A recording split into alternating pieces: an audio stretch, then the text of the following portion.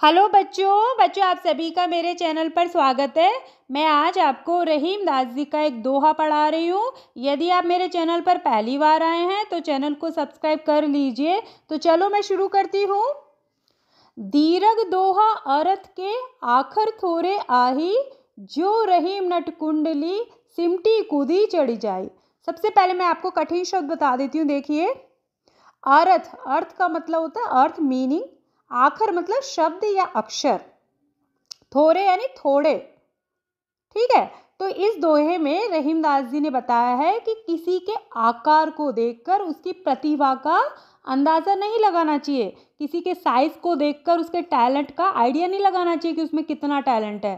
ठीक है, तो पहले मैं दोहे का आपको सरल अर्थ बताऊंगी और उसके बाद व्याख्या बताऊंगी। आप वीडियो को लास्ट तक देखिएगा। तो देखिए, दीर्घ दोहा अर्थ के आखर थोड़े आई। दीर्घ का मतलब होता है दीर्घ, मतलब बड़ा। दोहा क्या होता है? दोहा एक छंद है 2 पंक्तियों का। ठीक है, इसमें 2 पंक्तियां होती हैं, 2 पंक्तियों की ये कविता होती है। और दोहे की क्या विशेषता है कि दोहे में अक्षर बहुत कम होते हैं, शब्द बहुत कम होते हैं, पर उसका जो भाव होता है, उसका जो मीनिंग होता है वो बहुत डीप होता है, वो बहुत गहरा होता है। अर्थ का मतलब होता है अर्थ, मीनिंग के। आखर का मतलब होता है शब्द। थोड़े यानी थोड़े, आई यानी है। तो इस पंक्ति का क्या अर्थ है? इस पंक्ति का ये अर्थ है कि जो दोहा होता है, दोहा एक ऐसा छंद है जिसमें शब्द बहुत कम होते हैं, पर उसका जो अर्थ होता है वो बहुत बड़ा होता है, बहुत डीप होता है, बहुत गहरा होता है। उसका भाव बहुत गहरा होता है। अब इसी बात को रहीमदास जी ने एक एग्जाम्पल से समझाया। उन्होंने नट का एग्जाम्पल दिया है। नट कौन होते हैं? नट वो होते हैं जो खेल और करतब दिखाने का काम करते हैं। ठीक है, तो जो यानी जैसे, रहीमदास जी कह रहे हैं कि जो जैसे नट, जो लोग खेल करतब दिखाते हैं।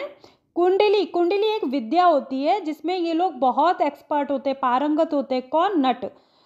सिमटी यानी सिमट कर वो अपने शरीर को क्या कर लेते हैं? समेट लेते हैं। कूदी यानी कूदना।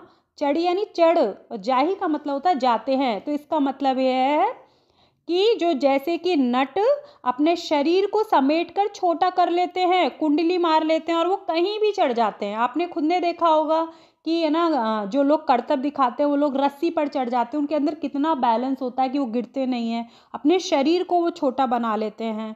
ठीक है, तो उसी तरह से रहीमदास जी कह रहे हैं कि जो नट होता है वो करतब जब दिखाता है तो अपने शरीर को छोटा कर लेता है, समेट लेता है अपने शरीर को और कुंडली मार लेता है, क्योंकि कुंडली मारने में वो बहुत एक्सपर्ट होते हैं और वो कहीं भी चढ़ जाते हैं। ठीक है, तो अब इसकी आप व्याख्या देखिए।